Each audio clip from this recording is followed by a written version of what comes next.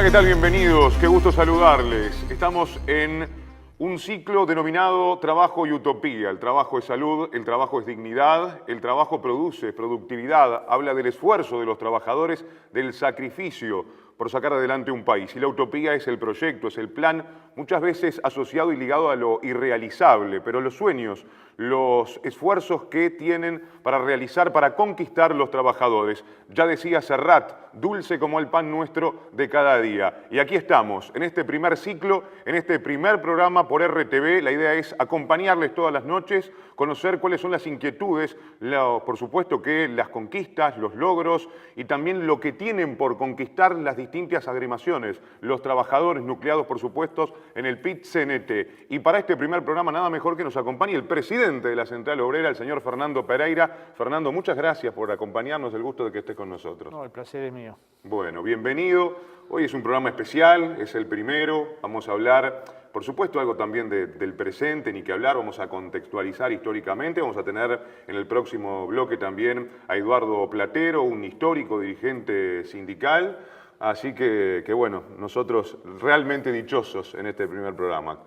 ¿Qué nos podés contar, Fernando, de la actualidad del PIT-CNT? ¿Cómo encuentra este momento la coyuntura sociopolítica del país a los trabajadores?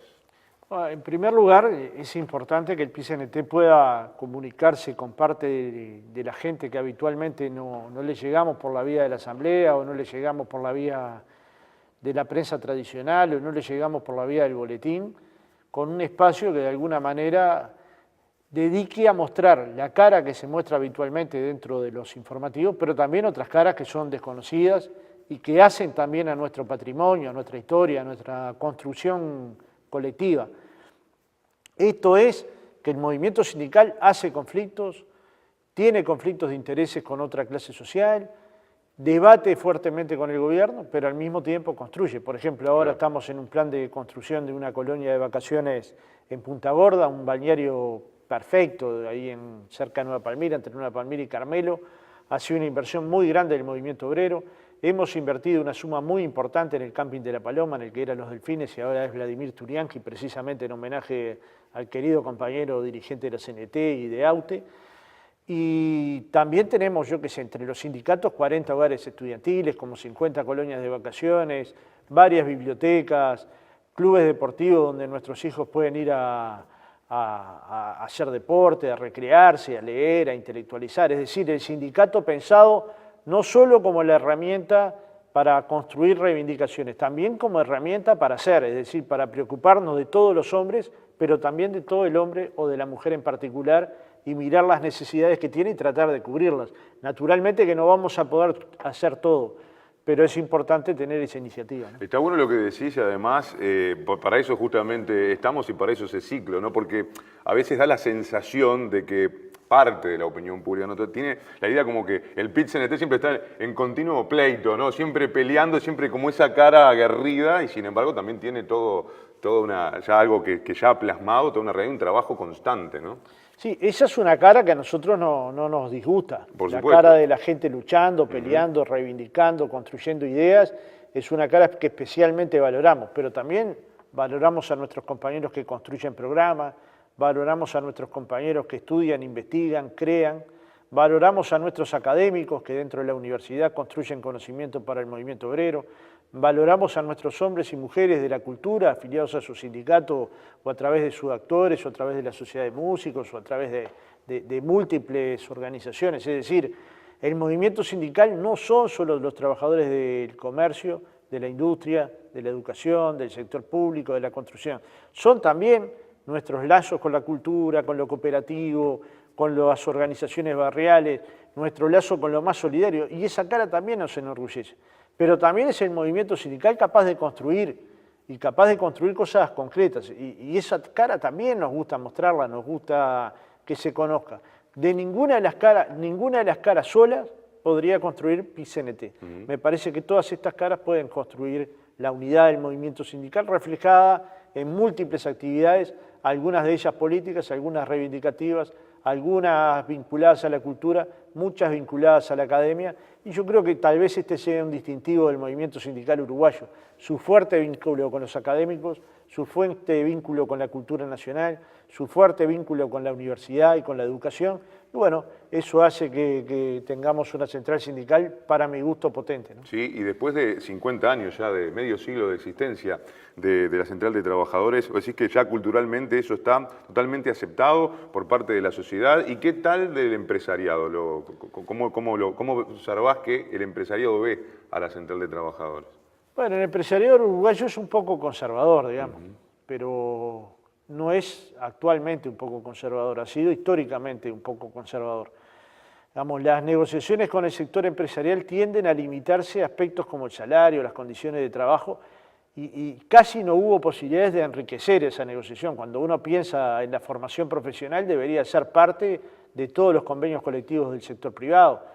O si piensa en productividad, deberíamos tener la información para poder discutir el tema a fondo, poder explicárselo a los trabajadores y tener convenios que incluyeran la productividad. Debería pensarse en el cuidado de los hijos de los trabajadores o de los padres de los trabajadores, para pensar que ese trabajador, cuando vaya a cumplir sus 8 horas de trabajo, no esté preocupado en dónde queda su niño.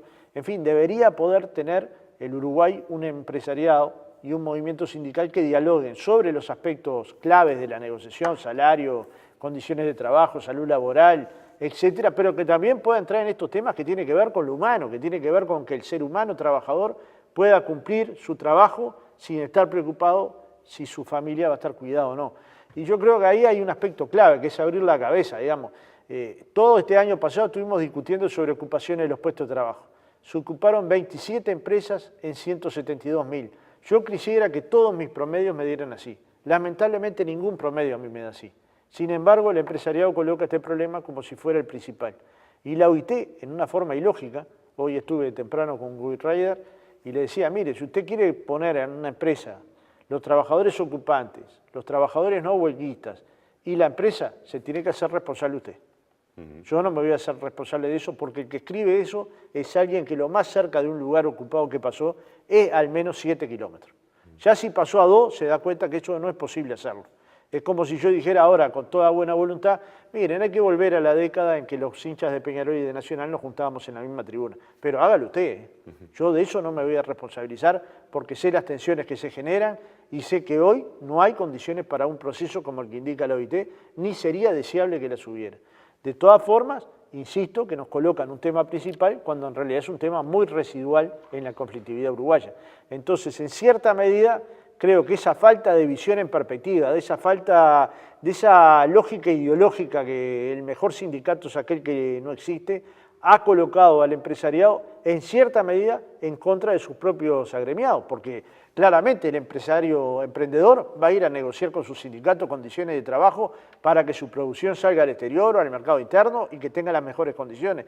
Y de hecho, por algo, más del 90% de los convenios colectivos en Uruguay son firmados tripartitamente, porque se entiende que esta es la mejor fórmula. Sin embargo, cuando la representación empresarial se tiene que expresar, se expresa de manera contraria a lo que los empresarios definen dentro de los consejos de salario, ¿no? Fernando, te invito a quedarte a escuchar y ver a Eduardo Platero en el próximo bloque. ¿Te quedás? ¿No te vas? No, me quedo. Mirá que viene Gerardo Caetano también, vamos a hablar mucho de los trabajadores y bueno, un ratito ahí en producción, espero que te traten bien. Sí, cómo no. Ya venimos, estamos en Trabajo y Utopía. El próximo bloque vamos a recibir a Eduardo Platero, un histórico dirigente sindical, para que nos hable, bueno, de los distintos procesos desde su fundación de la Convención Nacional de Trabajadores, bueno, hasta la actualidad de estos días. Ya venimos, primer programa aquí de Trabajo y Utopía por RTV.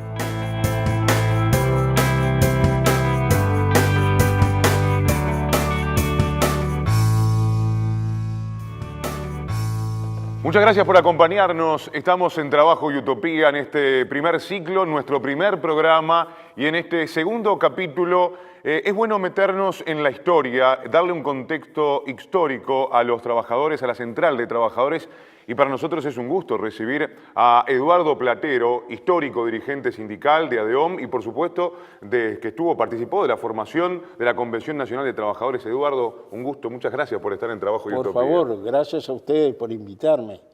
Y es cierto, participé desde los inicios, desde el primer intento de unificación a partir del fracaso de la UGT que se iba quedando cada vez más reducida y sectaria, que fue la CTU, la Central de Trabajadores del Uruguay. Siempre eludimos el única porque, digamos, no queríamos excluir a nadie y, bueno, la CTU jugó su papel desde el 62, 63, hasta que las conversaciones para la unificación total culminaron en el 67 con la formación de la CNT. En ese momento yo representaba a ADEOM y integré el primer secretariado como secretario de prensa. También estuve en los años en que la movilización se convirtió en muy dura por el Pachecato. Se formó bajo la égida del canario Félix Díaz, que era el secretario de organización, formamos la Comisión de Montevideo, encargada justamente de la movilización de los distintos sectores en resistencia a esos años que fueron terribles. Y bueno, junto con Rubén Villaverde, el de OCE, porque hay que distinguir a Igor Rubén Villaverde, integramos la Comisión de Montevideo con Edgar Lanza, en fin. Y trabajamos todos esos años hasta, bueno, que desembocó la cosa en el golpe de Estado y todo lo demás. ¿Cómo recuerda aquel país, aquel Uruguay, el contexto social y político? Bueno, el Uruguay entró en crisis a mediados de los años 50. A mediados de los años 50, creo que fue en el 52, 54, que tuvimos un último año bueno en cuanto a la exportación de lana y después nos vinimos abajo. Económicamente perdimos el campeonato del mundo en Suiza y aquello parecía la desgracia. Entonces empezaron a aparecer los gobiernos con las recetas del Fondo Monetario Internacional, cosa que se acentúa en el 58-59 con el cambio de gobierno que significó el fin de un intento de política nacional de desarrollo, que fue la industrialización del país, que impulsó Luis Valle, y la aparición de una nueva fuerza compuesta por el Partido Nacional, con sus alas distinguibles, el viejo herrerismo de tronco muy conservador, pro-británico, apoyado en el latifundio, el nuevo movimiento que encabezaba Fernández Crespo, que tenía un gran apoyo en Montevideo, y digamos otra visión de algunas cosas, y el agregado de un movimiento ruralista fundado por Chico Tasso años antes, que era la Liga Federal de Acción Ruralista, que sin ser un partido político, creo que le arrimó a los blancos el número suficiente de votos como para que arrasaran con el Partido Colorado. En esa elección del 58 el Partido Colorado solo ganó la intendencia de Artigas. Las 18 restantes, incluso Montevideo, la única vez que hubo gobierno blanco en Montevideo fue en esa elección. Y el 59 fue un año muy penoso. Las inundaciones que escondieron el terrible cambio económico que fue la reforma monetaria y cambiaria de Assini. Hemos hablado de reformas monetarias y de devaluaciones. La más grande fue la de Assini. El dólar de 4 pesos se fue a 11. Seguro, había escasez, llovía, había una sensación de tragedia nacional y más o menos el 59 lo fuimos soportando todos, con ese sentido de que estábamos viviendo una real tragedia. Pero a fines del 59, cuando dejó de llover y nos dimos cuenta que algunos habíamos perdido y que unos pocos habían ganado, y que la política era durísima para con los trabajadores, los asalariados, empezó con grandes huelgas en el 60. En enero del 60 hay dos grandes huelgas, la huelga municipal, que fue una terrible derrota que me enseñó muchísimo, aunque es mejor aprender de los triunfos que las derrotas, cuando la derrota es analizada, sirve también. Y la huelga de los textiles, encabezada por Héctor Rodríguez, rechazando un consejo de salarios trucho que convocó el ministro, ahora me voy a acordar el nombre, el que era ministro del Interior cuando el filtro, que nombró a dedo dos delegados obreros, digamos, que le respondían, y que el Congreso Obrero Textil resistió en una huelga larguísima. Los textiles en aquella época debían ser el grupo de trabajadores más numeroso, que fue una huelga triunfante. Y de ahí en adelante, digamos, hubo una política que siempre te decía lo mismo. Se necesita un gran sacrificio para un gran futuro. Entonces, siempre te encajaban el sacrificio. El futuro nunca llegaba. Y cuando tenían que rendir cuentas decían, porque el sacrificio no fue lo suficiente. Entonces el que venía te sacrificaba más, pero era como el horizonte, nunca aparecían las soluciones. El país se seguía hundiendo, hasta que eso culmina en el gobierno, la vuelta de los colorados al gobierno con Gestido, ese periodo indeciso de Gestido, que yo creo que fue un hombre con buenas intenciones y mala posibilidad de realizarlas, y las medidas de seguridad del 67, que marcan la congelación de precios y salarios, que en realidad los precios ya habían subido, lo que no habían subido eran los salarios. Creo que eso mismo, esa crisis, creo que tiene mucho que ver con la muerte de Gestido, porque quedó muy aislado, todos los sectores progresistas del Partido Colorado se retiraron del gabinete, y en diciembre muere y asciende una figura de segunda, como Pacheco, que encarna una especie de héroe salvador, duro, implacable, que respondía siempre a los ataques con más ataques, y empiezan los terribles años 68, 69, y aquello era un deslizarse fuera de la Constitución, fuera de las normas habituales de convivencia, que no podía terminar más que como terminó. Estuvieron decididos, cuando ingresó la década del 60, a combatir aquella coyuntura. Sí. ¿Fue fácil agrupar a las distintas agremiaciones para conformar la Convención Nacional de Trabajadores? ¿La coyuntura lo hizo más fácil o no fue tan sencillo? Yo creo que la coyuntura la hizo más fácil, sí. Pero creo también que, sobre todo, era una política tan claramente antitrabajador, antiasalariado, tan claramente, digamos, antipopular y antinacional, que nos impuso como una tarea impostergable el juntarnos para reaccionar contra eso. Y el juntarnos para reaccionar contra eso suponía una cosa, que aceptáramos la diversidad para realizar la unidad.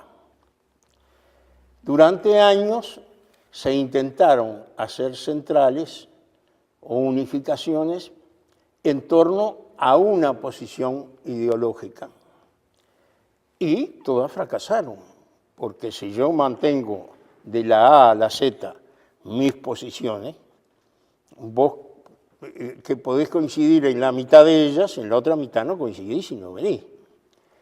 Entonces, lo que aprendimos durante todos los años de fracasos fue que había que aceptar la diversidad y que la diversidad no debía impedir la unidad. Creo que influyó mucho en eso los cambios habidos en los distintos grupos políticos de la izquierda. En el 55 el Partido Comunista cambia de orientación. Unos años después el Partido Socialista se aparta de la Segunda Internacional, que estaba con un gobierno socialista, estaba bombardeando Argelia y haciendo una política de represión terrible. Se renueva con Vivian Trías la misma visión sobre, digamos, con la centralidad de la ideología marxista, un acercamiento a los problemas nacionales. También, con los años, cambia la Unión Cívica en Partido Demócrata Cristiano. La Unión Cívica había jugado siempre a ser el fiel de la balanza entre blancos y colorados y con un único propósito que era defender los privilegios de la Iglesia Católica. El Partido Demócrata Cristiano, yo creo que muy influido por las nuevas corrientes de la Iglesia, por los sacerdotes obreros de Francia, digamos, se constituye como un partido sobre la base de que si todos los hombres somos hermanos, la explotación es algo intrínsecamente malo. Los anarquistas se ven a su vez enfrentados a una realidad que es similar en cuanto al dilema que lo que enfrentaron los anarquistas en el año 17. Es decir, había una revolución, la revolución rusa en el 17, la revolución cubana en el 59. Y esa revolución constituía un gobierno, un Estado. Entonces, aceptabas que hubiera una organización o seguías en la idea de que no debía haber ninguna organización. Eso a los anarquistas, y estoy hablando de afuera porque yo no estaba, los llevó a entender que había que buscar formas organizativas que facilitaran la cosa, que no se podía ir a la lucha individual o por sindicatos. Se funda la FAU, y eso ayuda a toda la izquierda a comprender y aceptar que la unidad tenía como precio aceptar la diversidad. Es decir, los cambios en el movimiento sindical nunca son aislados, nunca están aislados de lo que le sucede a la sociedad en conjunto. Supongo que si hubiéramos tenido unos años felices y abundantes, hubiera sido mucho más difícil llegar a la unidad. Pero teniendo gobiernos represivos, teniendo la necesidad de enfrentar esos gobiernos, consolidó la convención. Nos convenció a todos de que teníamos que entendernos. Sin duda. Bueno, estamos hablando de historia porque es bueno mirar hacia atrás. Un pueblo que no tiene memoria no tiene futuro, ¿verdad? Eso. Eduardo Platero nos acompaña, histórico dirigente sindical. Es un gusto tenerlo aquí. ¿Nos acompaña otro bloque más, Eduardo? ¿Cómo no? Porque vamos a seguir hablando de historia, vamos a meternos en la Central de Trabajadores, cómo convivió con la dictadura y la salida justamente de la misma, reinsertarnos otra vez en la democracia en nuestro país, cómo vivieron los trabajadores aquellos momentos. Gracias por estar allí. Esto es Trabajo y Utopía por RTV. Ya volvemos.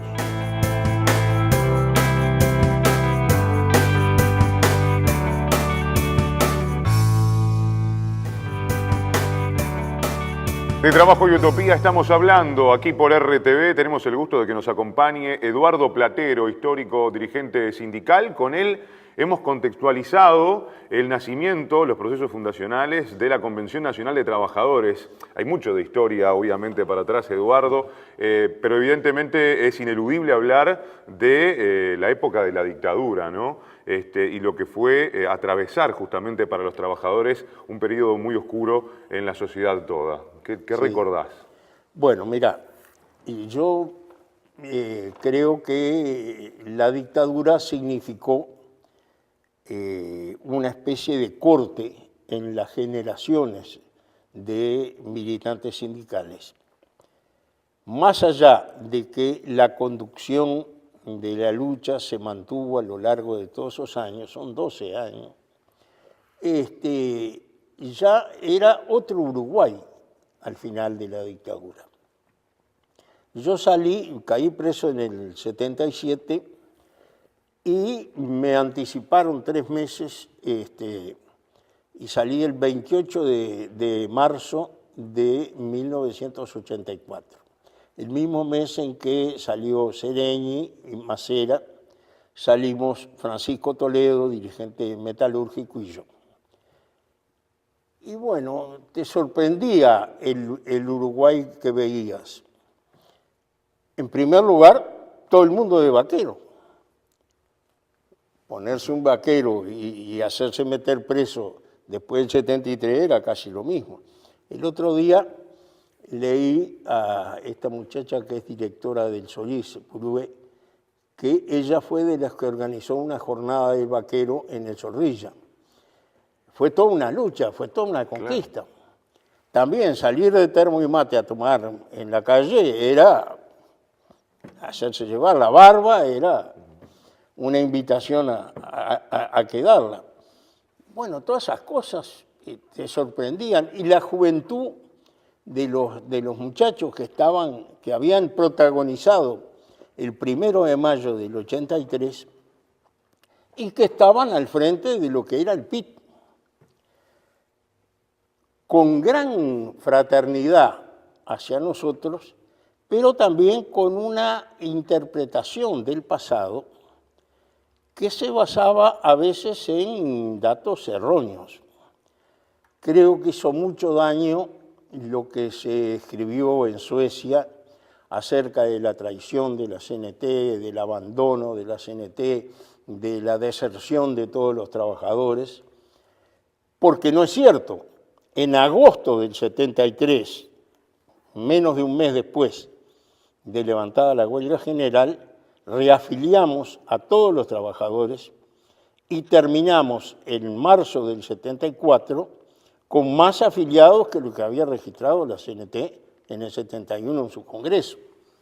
Pero esas cosas eran patrimonio de los viejos. Los nuevos no lo sabían. Entonces también tenían cierta resistencia. Y fue una especie de milagro acomodar 3 en el mismo zapato, porque tenías al dirigente histórico, al dirigente del exilio, al dirigente clandestino y al que había surgido en el 83 y que de la noche a la mañana de ser el más activo y protestador de la sección a pararse frente a 100.000, 200.000, 300.000 personas un 1 de mayo. Es decir, el tránsito fue muy rápido, la salida nuestra se aceleró, entonces, bueno, era difícil reacomodar las piezas. Yo creo que hubo muchos roces, pero primó, incluso casi partimos al PIT-CNT, que había decidido ser PIT-CNT y hacer un congreso, casi lo partimos, pero primó por encima de todas las cosas la sensación de que la unidad era una condición necesaria. Sin unidad el movimiento sindical estaba perdido.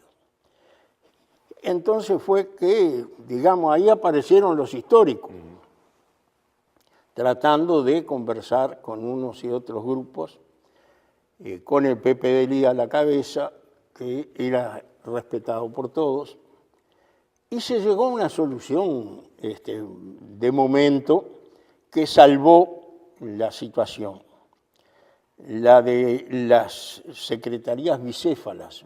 Yo todavía me río con Daniel Martínez porque fuimos bicéfalos. Ambos éramos secretarios de prensa. Y Duró un tiempo, después se fue, digamos, se fue normalizando la situación, nos fuimos conociendo, que es muy importante. Nos reunimos todos los jueves, los viejos de la CLT, y lo que hacemos es una reunión de amigos, en realidad. Seguimos pensando diferente, algunos de otros, pero por sobre todas las cosas, con los años de lucha en conjunto, creamos una amistad. El armonizar lo viejo, lo nuevo, lo de la clandestinidad, lo del exilio, lo de la prisión, los nuevos que no sabían nada de nada y que querían todo ya. La consigna, yo te diría en el 84, era todo ya. Y era salario digno. Nadie definía que era salario digno porque todos estábamos en la miseria. Yo creo que el año 84 fue durísimo en cuanto a la penuria financiera, económica de los trabajadores. Digo, pero todo eso se fue armonizando en la medida que la salida democrática en el 85 nos demostró que una cosa era democracia y otra cosa era salario digno y todo ya, que había que pelearla. Creo que primaba en todo, tanto en el gobierno como en el movimiento sindical, una gran ignorancia, porque el secretismo en la dictadura fue muy grande, una gran ignorancia de cuál era la situación real de cada uno de los grupos de trabajadores. Una cosa eran los estudios de los economistas, que decían que la clase asalariada había perdido el 50% del salario real, y otra cosa es cuánto habías perdido vos en ANCAP, cuánto había perdido yo en el municipio, cuánto había perdido el que trabajaba en el Banco Central.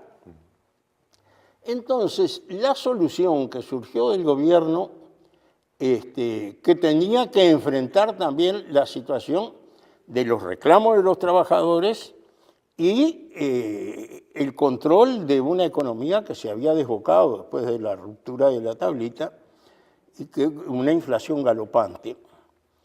La solución de los ajustes cuatrimestrales y la pelea por IPC más puntos.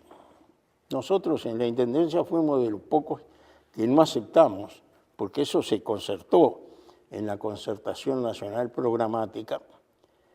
Pero para seguir con el ejemplo, nosotros ganábamos menos que la mitad de lo que ganaban en ANCAP. Entonces, el porcentual de ANCAP no podía servirnos a nosotros. Y por un par de años luchamos por cifra fija, cosa que iba a contramano, pero que tenía que ver con la situación real que teníamos. Después, la lucha por el porcentual se fue generalizando y de alguna manera hasta la gente te la reclamaba. Pero, digamos, la salida esa de los ajustes cuatrimestrales tenía sus virtudes y sus defectos. Para los trabajadores era una oportunidad de ir movilizando a todo el gremio y de alguna manera conociendo al gremio, conociendo las distintas variantes dentro de una misma rama de actividad. Para el gobierno era una forma de amortiguar en 3 etapas anuales los ajustes salariales que tenían que ser más o menos acordes con la inflación, que era muy alta. Y además le daba una ventaja. Había 2 ajustes en donde la lucha de los trabajadores era muy poderosa, porque estábamos todos en plena actividad. Pero en el ajuste de marzo, la mitad de los trabajadores estaban en las licencias, sea la licencia de carnaval, sea la licencia de turismo. Y ahí te ajustaban ellos. Es decir, progresábamos 2 veces y retrocedíamos otra. Pero de cualquier manera, eso se fue modulando en forma tal de que el movimiento sindical reafirmó su unidad, reafirmó el conocimiento, la profundización de las raíces en el conjunto de la masa de trabajadores, y empezamos a trabajar con los consejos salarios. Eso duró lo que el gobierno de Sanguinetti. En el 89, Sanguinetti pierde la elección. Yo creo que la pierde sobre todo por soberbia, porque cada vez que hablaba ponía el acento en la cantidad de 0 kilómetros que se estaban vendiendo, lo cual era un cierto indicativo de que la economía del país estaba mejor. Pero vos no usabas 0 kilómetros. Vos estabas pasando necesidad y la carestía te estaba castigando. Es decir, de alguna manera, esa soberbia de no darse cuenta que la mejoría general de la economía no tenía que ver con la mejoría del trabajador, creo que hizo que mucha gente se apartara de él y le dio el triunfo directo al único presidente del Partido Nacional electo directamente, que fue Lacalle.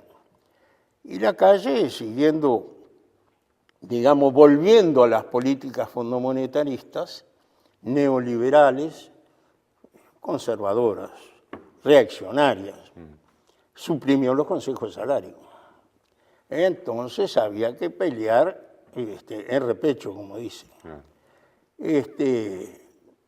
Creo que la etapa Sanguinetti es también, cierra de alguna manera el primer periodo posterior a la dictadura, con una derrota que marcó, sin embargo, su derrota política y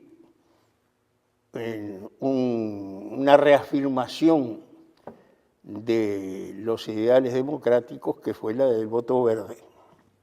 Perdimos la elección del voto verde. Fue un gran golpe, terrible golpe, pero más le dolió a él la victoria que a nosotros la derrota. Eduardo, nos queda muy poco tiempo. Por favor. Había mucho para hablar de aquella alta conflictividad sindical de los 90, del gobierno de Lacalle, la crisis del 2002. Yo le quiero preguntar, le pido que sea lo más breve posible, ¿qué ha significado para los trabajadores, para la central de trabajadores, la llegada de la izquierda al gobierno, y qué logros ha obtenido, si todos los que ha querido o lo que ha soñado el trabajador, cuáles están en el... Pero tiene que ser muy breve, el desafío es muy grande. Mirá, te lo digo así. Este gobierno no ha hecho todo lo que yo esperaba de él, pero estoy orgulloso de todo lo que hizo. Es decir, siempre hemos dicho que no podemos ser indiferentes a las formas de gobierno y a quien está en el gobierno. Nunca como ahora es tanto lo que reclamamos y es tanto lo que hemos obtenido. Pero el que hayamos obtenido lo que tenemos no significa que no queramos más, que no queremos que se consoliden los avances, porque además los avances o retrocesos tienen que ver con los avances o retrocesos políticos. Y todo lo que se ganó en la bajada se puede perder en el repecho. Eduardo, muchísimas gracias. Gracias muy a amable. ti. Bueno, nosotros despedimos a Eduardo Platero, ha sido realmente un privilegio. ¿La pasó bien? Sí. Bueno, lo vamos a volver a invitar entonces. Ahí está, sí, sí. Bueno, nosotros nos reencontramos en el próximo bloque. No se vayan porque todavía nos queda la última parte de este primer programa de Trabajo y Utopía por RTV. Gracias por acompañarnos.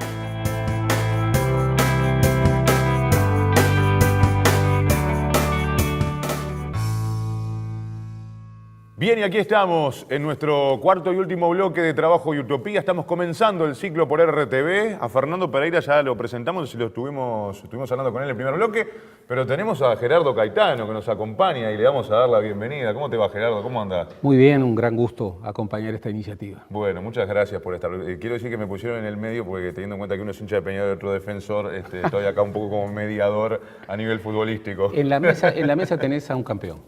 Bien. ¿Quién es el campeón? Y yo creo que Peñarol. No, yo pensé. Llevo apuesta. Bueno, vamos a ver. Bueno, a ver, estuviste escuchando y viendo a Eduardo y como historiador te pregunto cómo evaluás. Y bueno, el testimonio de uno de los pioneros, ¿no? De uno de los forjadores de la unidad sindical, siempre después despierta emoción, despierta interés, curiosidad. Yo siempre le digo a mis alumnos, ustedes viven en un país donde se naturaliza algo que dista mucho de haber sido natural en la historia uruguaya y de ser natural hoy en el mundo. Es decir, los muchachos hoy creen que la unidad sindical es casi como una condición del sindicalismo. Y la verdad que antes del proceso de construcción de la CNT, en el Uruguay hubo una larga historia de división, de reformulación de organizaciones. Y bueno, a partir de entonces tenemos esto que es un patrimonio muy importante del sindicalismo uruguayo. Para lo cual fue clave, como decía Eduardo, aceptar las diversidades, ¿no? Para unificar justamente. Unidad desde la diversidad. Claro, sin duda.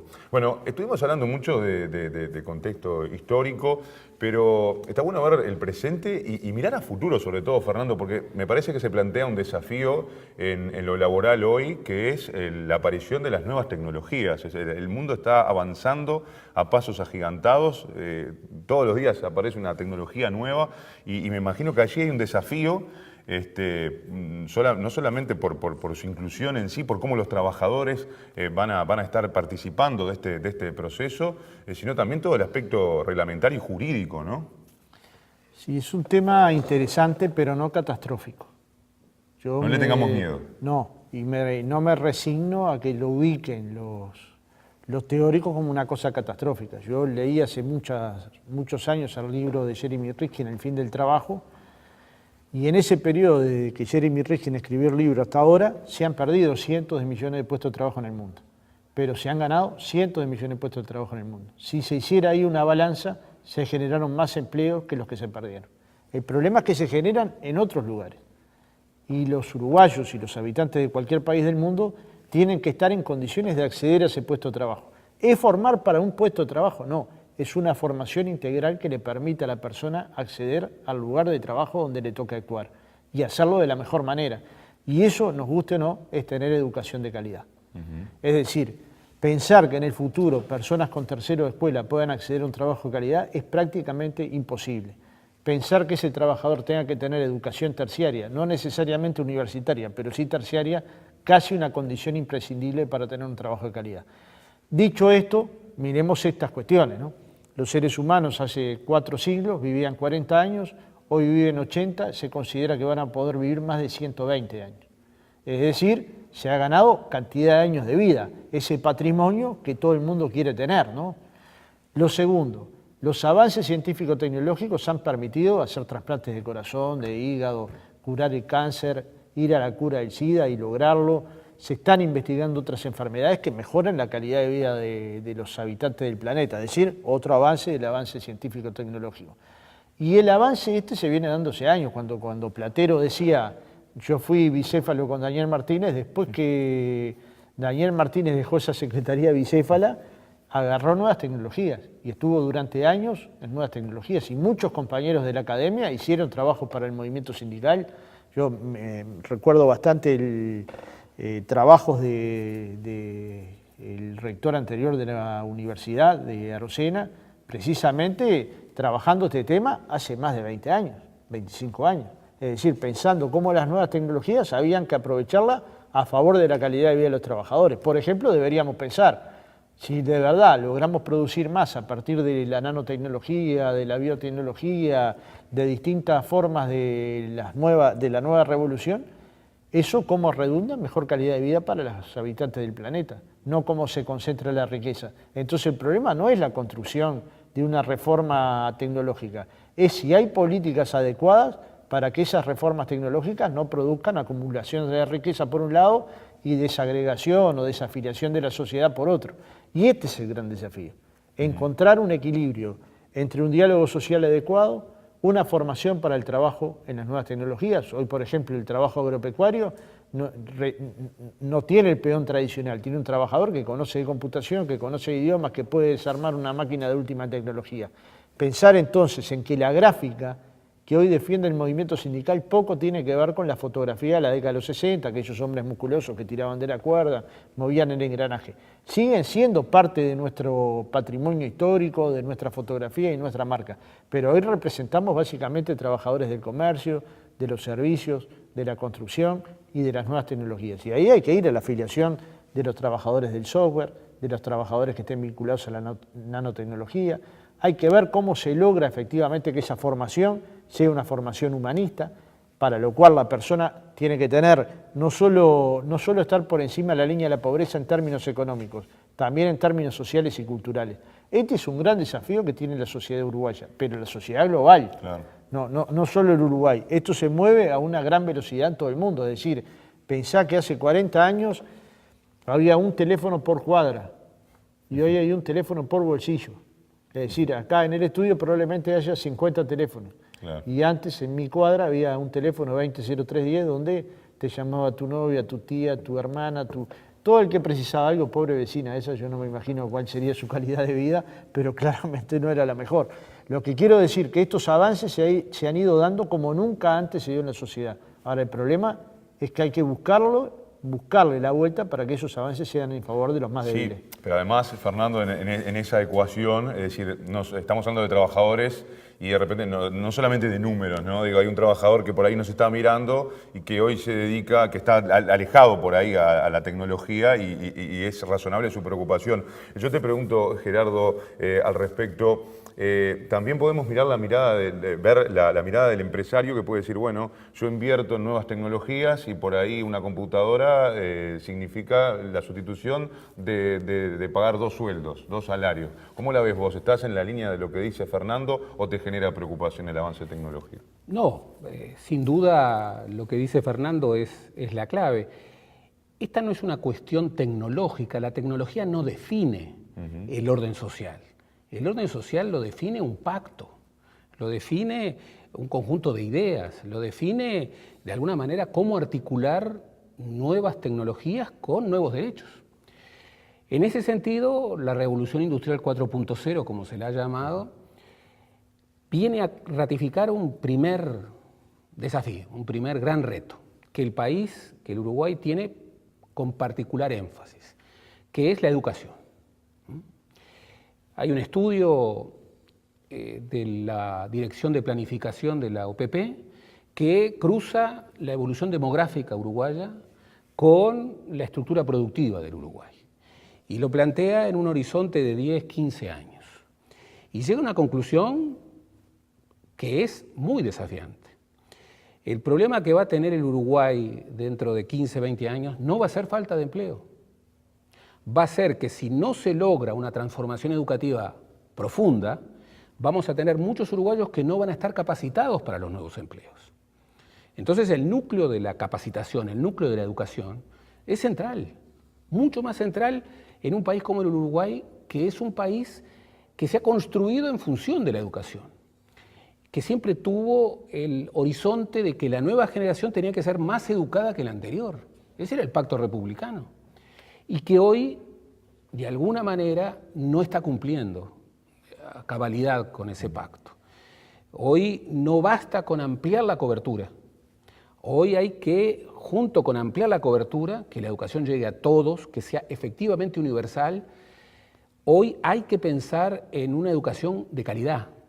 La robotización, la economía digital, el comercio electrónico, el impulso de las nuevas tecnologías de información y comunicación, no necesariamente van a generar desempleo, no necesariamente, como muchos empresarios de manera interesada lo han señalado, va a generar desregulación.